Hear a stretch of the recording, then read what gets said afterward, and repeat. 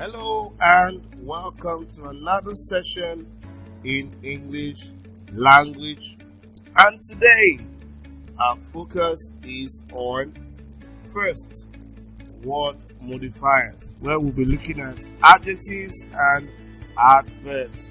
And also we're going to look at also the register on the 5 senses: the eyes, the nose, the mouth, ears, the skin, that's the touch. And lastly, we'll look at report writing. How do you write a very good report? But before all of that, let us review the previous lesson. Welcome back. So today, like I said, we're going to be looking at first the important part of our lesson today, which is structure. We're going to be looking at adjectives and adverbs. What are adjectives and what are adverbs? Adjectives are words that modify nouns or pronouns. Words that modify nouns or pronouns. So they are modifiers. So they modify nouns or pronouns. That's adjectives. Because in the case of adverbs, they are also modifiers. Okay, so they modify majorly verbs, they modify adjectives, and they modify also other adverbs. Okay, so modify other adverbs. So these are things we're going to consider in the lesson today. So what is a modifier? Like we said, a modifier is a word or phrase added to another word or phrase to give a clearer picture of the latter. That is, it gives you additional information that you need to know about a particular subject in discussion. That's what we refer to as what? A modifier. Okay, for instance, if I could say something like boy. Okay, what about the boy? The big boy. What about the boy? The handsome big boy. You can see now. So every of these words I'm adding are modifiers. They are telling us more about the subject discussed, which is what? The boy. Okay, so that's what we're saying.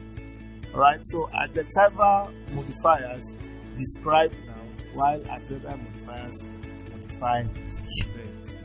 Remember I told you adjectives focus on nouns, but adverbials focus on what? Verbs. Okay, so let's get into comparison.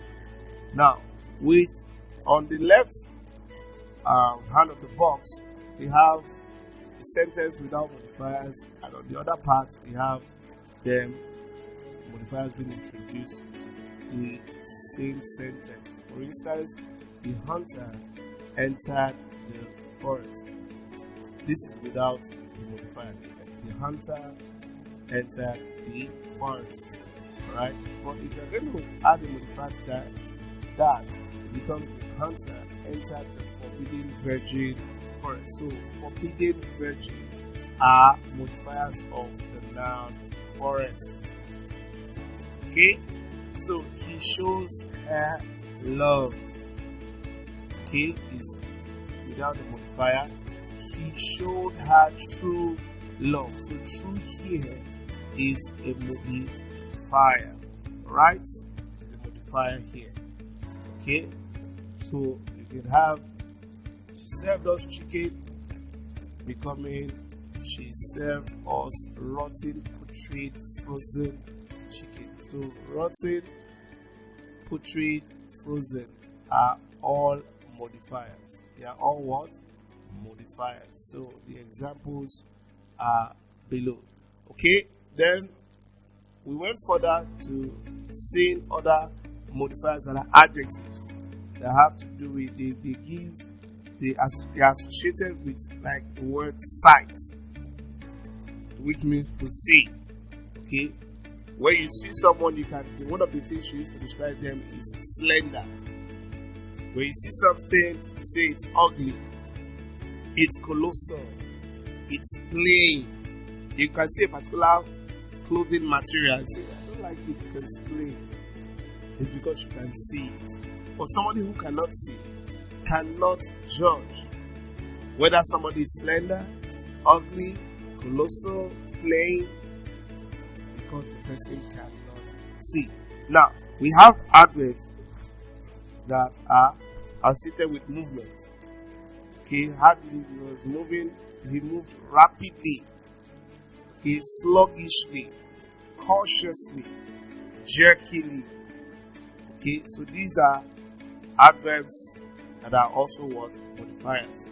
We have modifiers of feelings.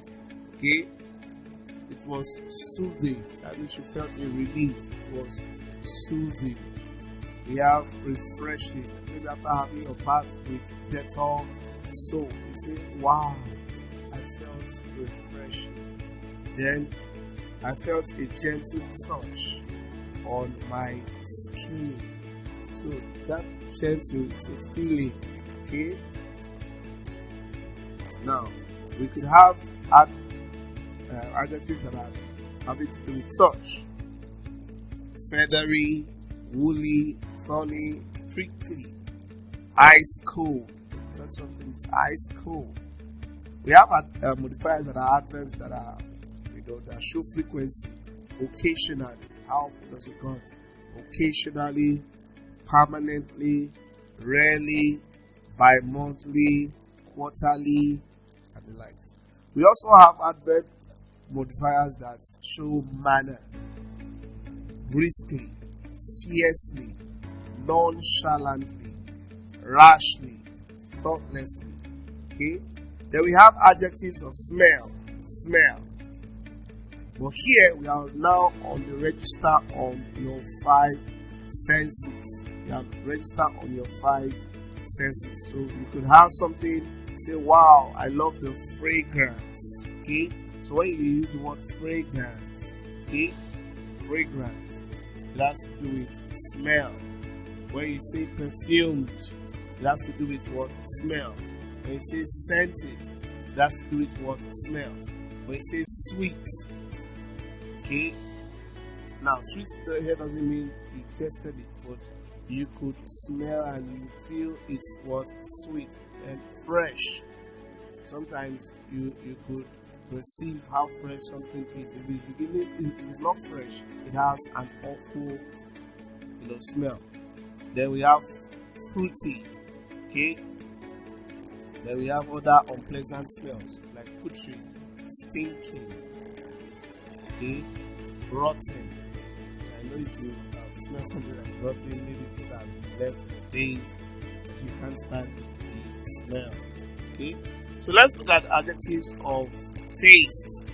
Now, when you taste something, you can tell whether it's bitter, whether it's hot, whether it's salty, whether it's sour, whether it's spicy, whether it is what? Crispy. Okay? Whether it is what? Hot. You said that before. Whether it is lemony, whether it contains some lemon, or garlicky. Okay? Whether it contains what? Garlic. Okay, so all these are adjectives of what? Taste. Then we have adjectives of what? Color. We have amber. It's a color. Lilac. Aside the primary colors, we have other colors like amber, lilac. We have colors like peach. Okay. Then we could have black. We could have navy blue. We could have bronze, olive red, orange. Chocolate. We have pink, purple, coral, silver. Examples are in exhaust 2. Now let's go to another important aspect, which is report writing. Report writing. And it's the last part we want to focus on today. So when you are asked to write a report, what does it mean to write a report? Is to give an account. When you are asked to write a report, you have to give an account. Okay, so report writing means what? An account of what happened. Okay, so you are an eyewitness to a particular incident and we are asking you to give your report. So it is similar to what you call narrative writing. Okay, it is similar to what a narrative essay. Okay, so in the course of trying to report, you report a meeting. Okay, so meetings have what? Reports. Okay, events have what? You can report an event, you can report an activity, you can report an important page. Okay, so these are things you can what? Report. Now, like I said, it is similar to what? Your narrative essay, meaning that the tense of verb you are going to use here is most times past tense. Okay, most times what? Past tense. So it is very important that you know how to, give a narration or an account of what actually what happened. Use simple,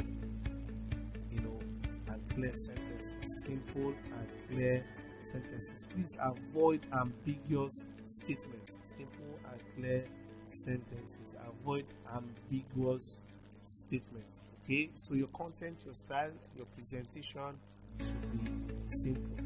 So there's a sample question here on report writing that as the prefect in charge of games in your school, you were present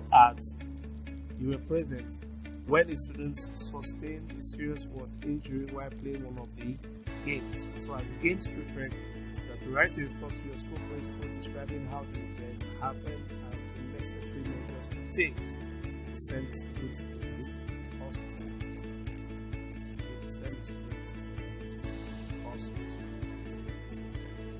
Right? So let's look at the outline. So number one, we have what? The date. You always include your date. Okay. For me, I write something like this. Your date should be written clearly. So today now, write 15th May. Please don't change it because your first letter of the month should be written in uppercase.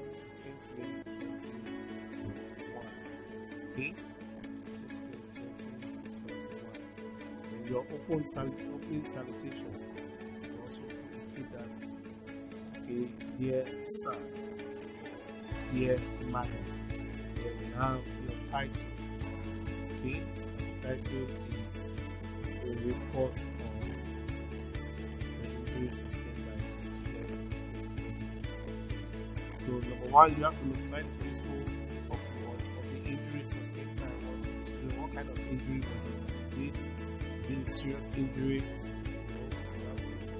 Give us details on that. Okay.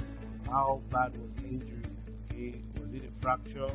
Was it a dislocation? So tell us more about that. Not just the injury, give us information about the student, the class, the name of the student, the class, the time of the game, which part of the body was hurt or injured. Okay, like I said, what kind of injury was sustained?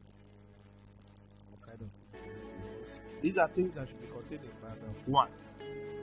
In paragraph 2, we now start describing the whole event, what happened, okay, how the games all began. So all of that will be in paragraph 2. Then paragraph 3.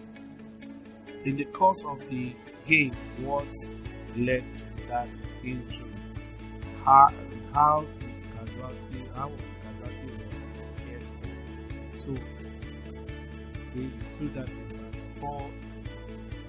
Also, please at the end of the report, the surname is formal report. So you write your surname, class,